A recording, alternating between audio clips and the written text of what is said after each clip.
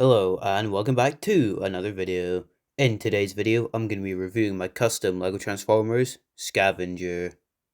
Now, I'd like to imagine this design as more of a mix between his movie design and his G1 design, as it has some good aspects of both of them.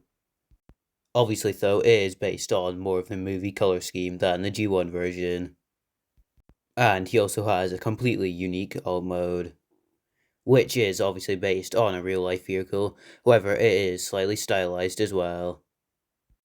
So here he is compared with a Speed Champions car, and I actually don't think these scale too badly.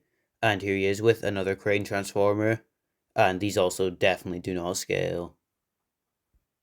Ultra Magnus also doesn't scale too well, but I think that's just because this vehicle obviously would be pretty large in real life.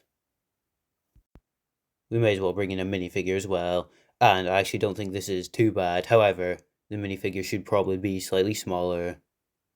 For the crane articulation, it can go up all the way until it bumps into the back section.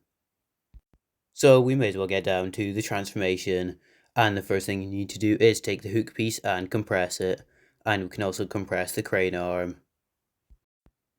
Now we can compress these Decepticon mud flaps. They are just on hinges, so they should just slide into the wheel. We can also take the sides of the crane and just untap them, as they're just on these clip joints. Obviously, we can repeat this on the other side. Now, spinning them around to the bottom, we can take the entirety of the side sections and just rotate them around.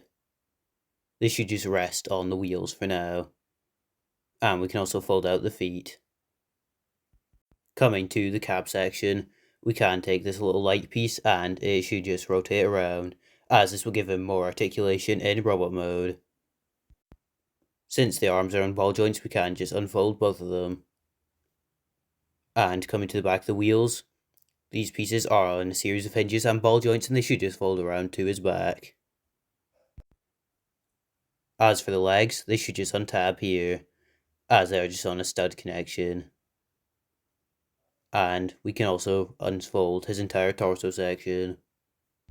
So for the feet, we may as well just rotate these pieces around, as this does provide quite a large surface area, so he does stand up pretty nicely. We can also rotate around his head. And using a series of hinges, it should just compress into the body. Just like that. So here he is in his robot mode, and in my opinion, he works quite nicely as a blend between the two designs. As he does have the movie color scheme as well as a slightly movie inspired head, but the transformation is quite similar to the G1 design, except instead of the treads, he just has a normal vehicle mode. Also used a Creo Decepticon logo, as everyone seems to like them and they definitely bring more life to the designs. Here is where the cab ends up, and here is all the compression that happens in the legs. And here's the crane arm, which does leave asymmetrical shoulders, which do look pretty good.